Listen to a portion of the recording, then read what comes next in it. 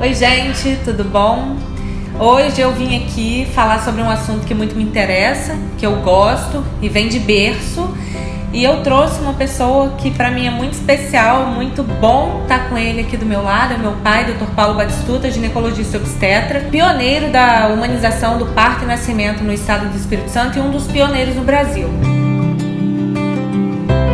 Como esse assunto está muito em alta, muito pelo direito da mulher, muito se fala nesse respeito, nesse acolhimento, nessa doação, nessa entrega relacionada ao parto, então eu pensei que chamá-lo, uma pessoa com um grande domínio do assunto, chamá-lo aqui hoje no canal para poder falar um pouquinho sobre parto poderia ser uma ótima ideia. Então, diga aí, papai, tudo bom? Bom, primeiro dizer que é muito bom estar aqui com Samara, que acabou se tornando obstetra, livre escolha, e me deixa muito feliz, enfim. Mas a questão da humanização do parto, ela, acredito que nos primórdios aqui no Brasil, começou também por uma questão de direitos da mulher, se questionava muito a maneira própria como a coisa acontecia, porque a mulher ela participava muito pouco nas escolhas, ela, aliás, não tinha escolha, né? Não tinha internet, estava começando tudo isso. E eu me aproximei de um movimento que já existia, alguns médicos, alguns profissionais de outras áreas da saúde que estavam ligadas ao parto e atentos então a essa necessidade de uma retomada. No meu caso especial, que formei numa faculdade tradicional, Faculdade de Medicina do Triângulo Mineiro, da Universidade Federal de Uberaba, eu estava muito preocupado com morte materna. O que me chamou a atenção para isso foi que existiam óbitos maternos e óbitos de bebês relacionados ao parto, ao nascimento, que podiam ser evitados. E isso foi na época da tua formação na residência? Eu acabei a residência em 1990 e eu terminei com essa mentalidade, que a gente tinha que prestar um atendimento obstétrico, de boa qualidade. A morte era um escândalo que a gente não podia aceitar, foi isso que eu aprendi com os meus professores lá em Uberaba. Não podia aceitar essa questão da morte materna, nem a morte perinatal dos bebês, né? Um pré-natal de boa qualidade, uma assistência ao parto de boa qualidade no modelo tradicional. Isso para mim foi muito bom, porque eu aprendi uma obstetrícia clássica, uma obstetrícia preocupada com parto via vaginal, que é a via que complica menos. Né? Mas daí a gente partir para essa questão da mulher ter escolhas, da mulher participar, do seu marido, ia uma grande distância. Né? E aí eu mudei para Vitória. Como bom mineiro, todo mineiro quer ir para a praia, né? E eu também queria ir para a praia. Só que eu comecei a descobrir com o tempo que os recursos que eu tinha, muitas vezes eu usava, mas muito por meu interesse. Talvez uma ocitocina a mais do que o necessário, talvez romper a bolsa um pouco mais do que eu desejava. E eu fui percebendo que essa prática que era cotidiana das maternidades, eu fui percebendo que isso não melhorava os resultados. Isso atendia uma pressa, a uma necessidade talvez do profissional. E eu comecei a ouvir mais o que as mulheres falavam. Então passei a ouvir mais suas necessidades. E como foi lidar com essa abertura ou falta de abertura para essa nova perspectiva, um novo paradigma? Porque dentro das maternidades, não raro, até hoje a gente encontra algumas dificuldades dependendo do lugar que a gente está. Como foi você começar a se questionar em relação a esse assunto num momento em que não se discutia o que hoje é chamado de humanização? Como foi questionar isso e começar a introduzir isso a partir do que você ouvia dos relatos das próprias mulheres? Como foi? É exatamente isso. Eu ouvia o relato das mulheres e eu vi que para elas era muito bom. Por exemplo, eu aprendi na residência que a gente deveria fazer episiotomia primigesta. Eu aprendi isso. Mas também nós lemos um artigo na residência, um artigo alemão, que foi tema de discussão científica que o professor levou pra gente, sobre fazer parto sem episiotomia. E eu achei aquilo meio escandaloso, porque eu não conseguia pensar uma assistência ao parto sem episiotomia. Mas eu vi esse artigo. Eu estudei também os artigos sobre a dinâmica do parto, os trabalhos do Emanuel Friedman, etc., os trabalhos de fisiologia. Então tinha aquilo na cabeça, mas aí eu vi que esses trabalhos não consideravam o desejo da mãe, considerava só a fisiologia, só o corpo. Mas eu fui percebendo que as mulheres falavam com muito afeto do seu parto, então tinha alma. O parto é corpo e é alma. que eu fui aprendendo sobre isso. Tive a felicidade também de ler alguns livros durante a vida de estudante, como por exemplo Nascer Sorrindo, do Le Boyer, né? Foi um livro que me marcou muito. Eu li os livros do professor lá de Curitiba, Moisés Peciornik, que discutia a questão do particócos. Ele tem um livro que é Aprenda a Viver e Parir com os Índios. Foi um livro que eu gostei de ter lido. E ele colocava uns questionamentos interessantes. Então eu vi que podia mudar um pouco aquela prática tradicional. Então as mulheres, na verdade, elas queriam um parto mais caloroso. A escola me ensinava um parto mais técnico. E eu comecei a fazer essa conjugação. Comecei aos poucos me libertando de coisas que a escola me ofereceu e foi dificílimo. Porque quando eu rompi com a escola, no sentido de preservar períneo e não fazer episiotomia, eu me senti solitário. Porque não era o que eu tinha aprendido. Entendeu? Não que eu estivesse fazendo uma transgressão, porque eu passei a estudar esse assunto. E vi que era possível isso, que era importante. Mas na época, o lugar comum era operar muito, fazer parto só na posição deitada. Ainda se fazia enema, ainda se fazia tricotomia. Era comum pegar a veia da paciente e fazer ocitocina, fazer um parto, onde você não pegava a veia, deixava a mulher andando, dava comida, deixava beber. Muita gente me chamou de hippie, começou a falar que o parto era maluquete, entendeu? Parecia que fazer um parto natural era fazer um parto natureba. Não tem nada a ver, é um parto totalmente focado, fundamentado em conhecimento científico. Como você falou, é fisiológico e ainda por cima você conseguia de alguma forma resgatar a alma do parto, pelo respeito mesmo ao que essas mulheres vinham falando para você. E esse movimento você começou aqui em Vitória, então? Olha, Samara, desde que eu voltei da residência, eu sempre trabalhei aqui em Vitória. Então, a gente comecei a trabalhar em 1992 na maternidade do Hospital Santa Rita. E essa maternidade podia fazer o atendimento tranquilo dos meus partos, mas tinha os colegas, né, tinha um plantão de obstetrícia, não era prática comum, os pediatras também não estavam acostumados com essa ideia. E como era? Como foi isso? Como foi deixar a mulher ficar de cócoras no ambiente? Não, foi um processo. Primeira coisa que aconteceu foi a mulher podia ficar com o bebê em cima dela depois que nascia. Então, primeiro a gente foi comendo um mingau quente pelas beiradas, né? Então a primeira coisa foi colocar o bebê em cima da mãe. Aí depois eu lembro que a gente começou a clampear o cordão quando ele parava de pulsar. Porque uma coisa é mais ou menos parecida com a outra, né? Até que um dia teve uma paciente que me pediu para fazer parto sentado de cócoras. E a gente não tinha banquinho, não tinha. Aí eu peguei aquele banquinho, aquela escadinha de um degrau, botei um campo cirúrgico ali e tal, e foi o banquinho dela. Vai lá! E aí foi um parto ótimo, foi muito legal e eu fiquei muito seguro, fiquei muito feliz.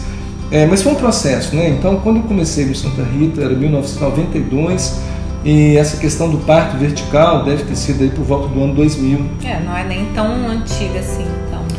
Você vê, em 2002 a gente teve a oportunidade de fazer um trabalho, eu fui convidado para dar uma aula num congresso brasileiro de anestesiologia sobre anestesia por parto, a mesa redonda que eu ia participar. E eu ia falar numa mesa para anestesistas sobre parto natural. É o paradoxo. Difícil, Contrassenso, camarada que não acredita na dor, eu ia falar de um parto com dor. E aí eu fiz um vídeo educativo, né, que hoje tem muitos vídeos, mas naquela época não tinha vídeo, então eu fiz o Sagrado. Esse vídeo é de 2002 e a gente trabalha essa questão no Sagrado, a gente mostra alguns partos, né? Eu lembro dessa época, eu tinha 18 anos. Não é? É verdade, foi muito legal. E aí então, a maneira que eu vi de mostrar isso para os anestesistas foi fazer... Mostrando, porque não tinha palavras para você falar de uma coisa assim, né? Isso evoluiu de uma forma tão grande. Eu encontrei uma pessoa, uma professora da UFES, da filosofia, que é uma mulher que viveu a experiência do parto, viveu uma experiência muito positiva, saiu transformada. No doutorado ela tinha estudado o lugar do feminino na sociedade contemporânea, que tinha tudo a ver com o trabalho dela acadêmico, e ela viveu uma experiência do parto, e no parto ela identificou uma experiência ímpar. O primeiro tinha sido a cesárea, assim, de urgência. O segundo, ela teve a chance do parto normal. E quando eu mostrei para ela o Sagrado, eu falei assim: professora, eu queria te mostrar, eu fiz um vídeo, dei uma aula no congresso, um pouco diferente do seu parto. Ela falou assim: é isso. Ela intuía que era possível a mulher viver no parto uma experiência de transcendental, um êxtase né? E a gente então começou uma parceria acadêmica. Então foi muito legal. Eu tive um discurso não dentro da medicina, eu tive uma possibilidade de diálogo com essa professora da filosofia, tive a possibilidade com a professora do curso de artes. Alguns pediatras começaram a gostar muito. A equipe do Santa Rita no ano 2002 abriu completamente para isso, e aí nós começamos a fazer um trabalho integrado, né? Nós conseguimos fazer suíte de parto com banheira em 2006, então foi muito legal. Você falou dessa parceria com uma profissional que não é da sua área, não é da medicina, e que ela rendeu bons diálogos, boas discussões, produção mental intensa, foi uma boa época. Foi uma época. Eu lembro também. Muito boa. E eu queria saber sobre a produção de vocês. Eu sei que vocês fizeram um livro muito bacana. Queria que você falasse um pouquinho dessa experiência e contasse pra gente. Então, motivado pela experiência da professora Cláudia Murta, professora da filosofia da UFES, e motivado pela experiência pessoal dela, de ter vivido esse êxtase no parto, então nós começamos diálogos acadêmicos, né? Tive a oportunidade de frequentar algumas aulas lá na UFES e discutimos alguma coisa do ponto de vista da obstetrícia, foi muito legal. Então a gente foi juntando saberes e a gente começou a utilizar a fotografia como uma linguagem, uma pesquisa, justamente para captar esses momentos de transcendência no parto, porque a gente não via isso publicado, a gente não tinha assim, isso não era claro para a gente, né? Então nós tivemos a chance de fazer uma produção, uma exposição de fotografia, né? Parto, uma dimensão do gozo feminino, e isso foi em 2006. A gente apresentou, mas um ano antes a gente tinha feito também um curso de educação à distância na UF, e era um curso sobre dimensões da humanização, filosofia, psicanálise e medicina. E a gente, depois de um discurso teórico da filosofia e da psicanálise, dos professores dessas áreas, então a gente apresentava um modelo prático do que seria essa humanização. Tudo bem, o que é humanizar a saúde? O que é isso? E então a gente utilizou toda essa experiência que a gente veio acumulando, os diálogos que a gente teve com pessoas de outros estados, com os parceiros, né, que tinham essa mesma leitura, e então a gente pôde participar desse curso. Foi em 2005, tem um livro com o mesmo nome, foi muito bom, foi uma época muito boa. Você vê muita diferença em trabalhar dessa forma, dentro dessa perspectiva, naquela época em que você começou e ainda estava engrenando, para hoje, estruturalmente, enfim, tecnicamente, como é? Sandra, a publicação acadêmica sempre existiu, né? Sempre existiu uma profusão grande de estudos científicos, desde a década de 60, finalzinho dos anos 50, então tinha muita gente produzindo, discutindo isso aí. Então tinha fundamentação científica suficiente. Para você fazer 10 primeiras recomendações da Organização Mundial da Saúde para o parto normal, são de 85, no Lancet. Depois a segunda reedição delas foi em 96, então a gente tinha fundamentação, a gente não estava fazendo uma coisa assim, às escuras, a gente tinha um lastro científico, acadêmico forte, então a gente estava fundamentado. Para mim foi legal estar ligado à pesquisa, eu sempre trabalhei com investigação, coletando casos, relatando experiências nessa linha de entendimento do parto, então isso me deu uma sustentação, porque se a gente olhasse, a tendência era muito cesariana e não tinha redes sociais. Com as redes sociais, com o e-mail, né? Tinha listas de discussão no e-mail. Então aí sim começou uma articulação das mulheres muito grande. E as mulheres começaram a desejar uma modificação. O que eu vejo naquela época é que era muito justo o discurso, era um discurso focado numa necessidade das mulheres. Hoje o que eu vejo é que tem muitos atores e um interesse comercial muito grande no parto. Então, assim, é um outro momento, o parto se tornou mais acessível, esses princípios estão mais divulgados, viraram política pública. O Ministério da Saúde publicou isso em 2003 como política pública.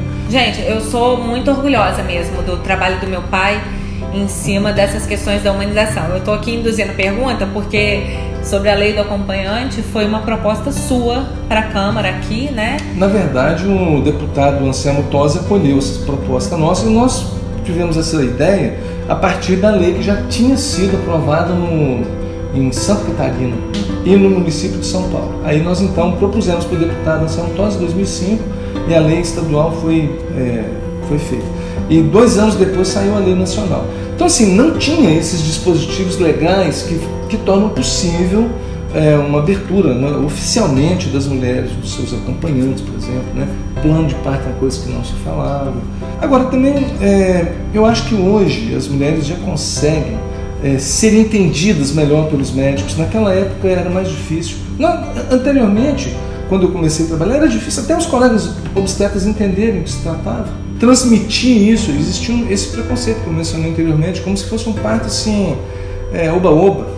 E você sentia essa angústia, essa necessidade de tentar explicar para os colegas médicos mesmo como isso era bom, importante, bom para a mulher que ia parir, bom para aquele bebê que ia nascer? Tinha essa angústia de tentar passar isso para frente? Tinha espaço? Você tentou, você não tentou? Como foi para sua pessoa, Paulo, dentro do coração mesmo, de ser humano, daquela agonia de você querer divulgar uma coisa que você vê que funciona muito bem e não lugar tem comum. Espaço. Eu sempre me senti muito à vontade, porque, como eu falei, eu estava calcado numa busca por reduzir mortalidade materna e perinatal. Então, eu sempre estive ligado à Sociedade de Ginecologia brasileira e local.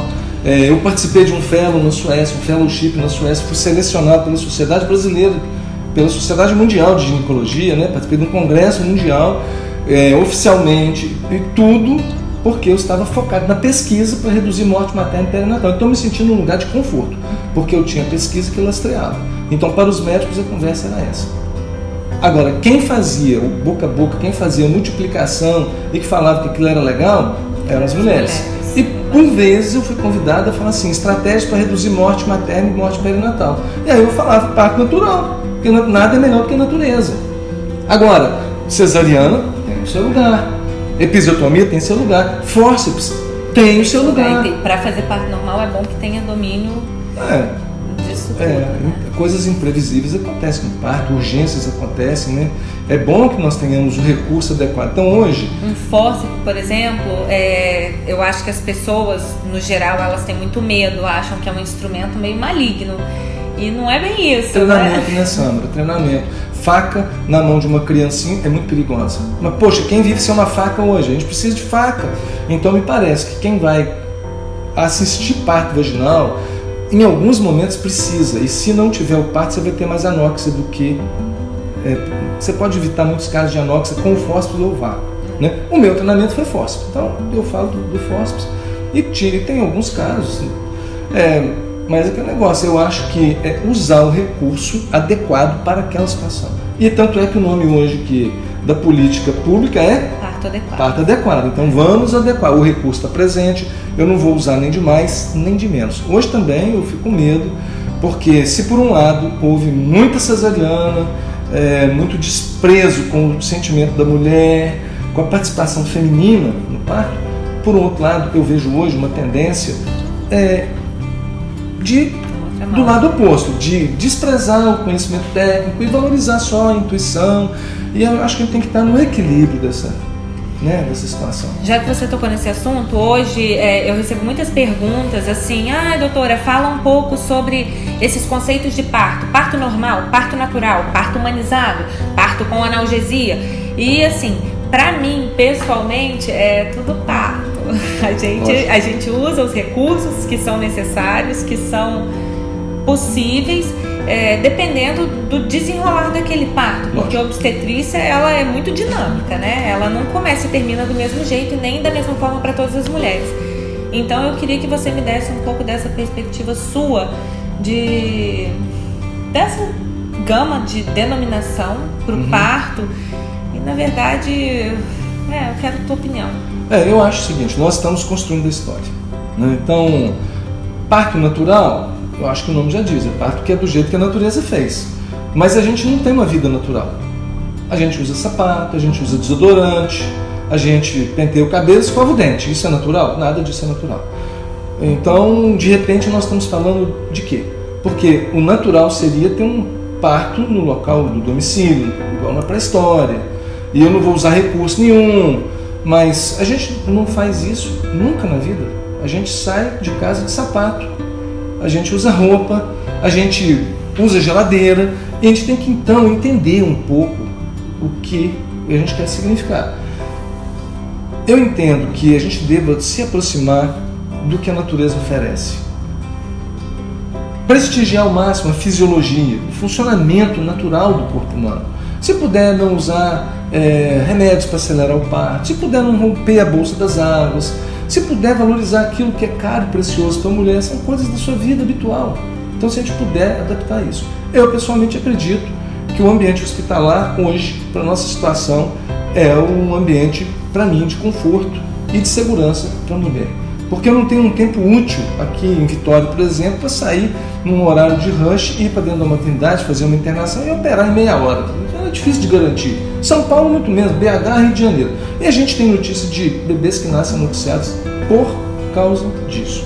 Então, eu acredito que se a gente puder ficar num hospital, mas numa suíte de parto, onde não tem aquele entra e sai de profissionais, com uma luz baixa, uma penumbra, voz suave, o acompanhante ou os acompanhantes que essa mulher escolher, né?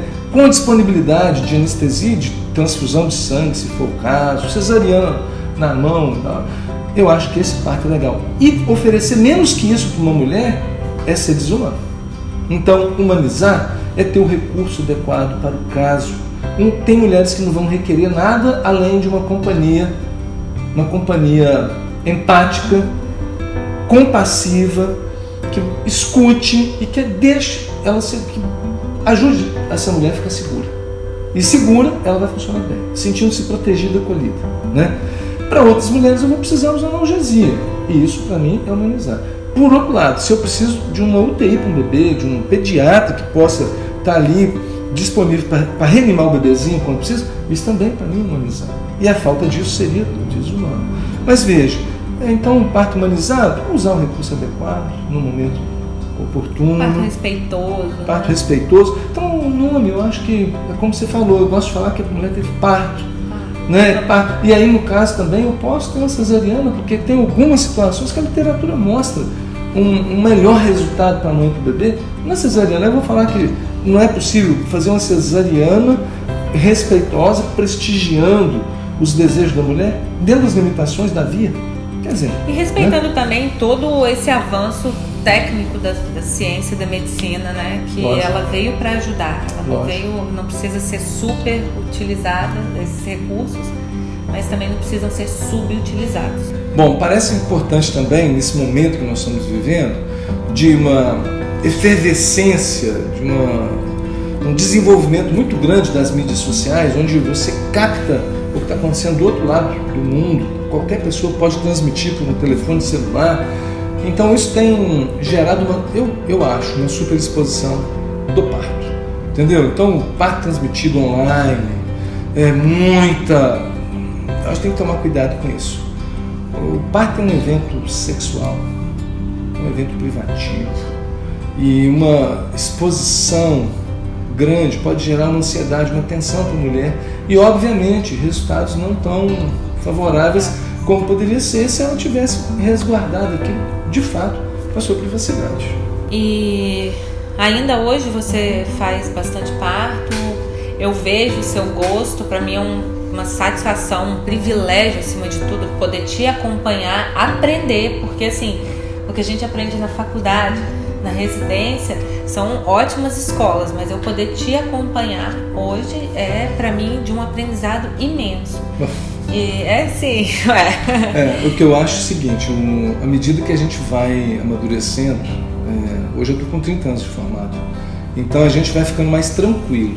E o fato de ter vivido uma vez, duas vezes, milhares de vezes a mesma experiência, a gente vai percebendo a variedade, que não tem dois partos iguais. As mulheres são singulares, né? O momento que ela vive é singular. Então a gente vai ficando mais tranquilo. Na maioria dos partos, no começo eu tinha taquicardia, eu ficava com apreensão e muito ligado ali para que tudo corresse bem, que não acontecesse complicações, e era um estresse. Hoje em dia eu curto muitos partos, então isso para mim é muito legal. E graças a Deus, assim, as pessoas que participam do parto e veem um parto legal, elas ficam muito tocadas. Então isso aconteceu lá dentro do Hospital Santa Rita. Desde sempre, desde que eu comecei meu trabalho, todos os pediatras que viam um parto mais intimista, mais legal, eles foram se apaixonando e passaram a ser multiplicadores da ideia, entendeu? Isso é muito legal. Então, aquilo que era um evento assim, pouco frequente, ele passou a ser esperado, as pessoas comentavam. As técnicas de enfermagem, a gente fez quantos treinamentos lá no Santa Rita, quantos treinamentos fora do Santa Rita, aberto para a comunidade em geral. Eu tive chance de participar de vários eventos, aqui em Vitória, fora de Vitória, fora do Brasil, com essa ideia do parto, e a gente via cada vez mais uma receptividade assim, ótima, as pessoas vibrando, as pessoas curtindo a ideia. E o gostoso do Santa Rita, do hospital, é que eu vejo muito isso, eles absorveram essa ideia. É um hospital que tem uma estrutura ampla para poder fazer acontecer dessa forma. Eu imagino que você tenha um carinho. O Hospital Santa Rita sempre trabalhou com a humanização dos pacientes de uma forma geral, né? E quando começou a maternidade, isso foi absorvido, né? Um espírito que era do hospital, era o lugar comum do hospital. Então você meio que só chegou no lugar certo. O ambiente era favorável. Propondo algo que combinava com o ambiente. Bom, acho que a gente já falou demais. E é isso. Então eu vou te fazer uma pergunta super pessoal. Como você tá com sua filha aqui barriguda, quase parindo também? Tá animado? Pois é, isso é tão interessante, né? O parto, ele tem uma magia. O parto, ele revela, aliás, ele desvela. O parto, ele retira um véu e a pessoa se mostra, se percebe um pouco melhor. E agora eu estou descobrindo algo pessoalmente eu sempre frequentei esse espaço do parto como médico. Fiz o atendimento de muitas amigas, né, de muitas pessoas muito próximas. Agora eu vou participar como um avô e é totalmente diferente. Mas sempre que eu acho, né, Sandra? Você que está aí, vai ser mãe, está conhecendo isso pela primeira vez também, a gente fica fascinado pela vida. A vida é fascinante. Obrigada, papai. Eu agradeço. Gente, voltei, né, para lembrar vocês. Se vocês gostaram, curtem, comentem, façam perguntas, compartilhem. Seja aqui, seja no Instagram. Espero que vocês tenham gostado. Para mim é muito especial poder falar sobre esse assunto com meu pai, que para mim é uma grande referência, e estando grávida. Então eu tô muito feliz, obrigada. Curtam, compartilhem, comentem. E é isso aí. Beijos!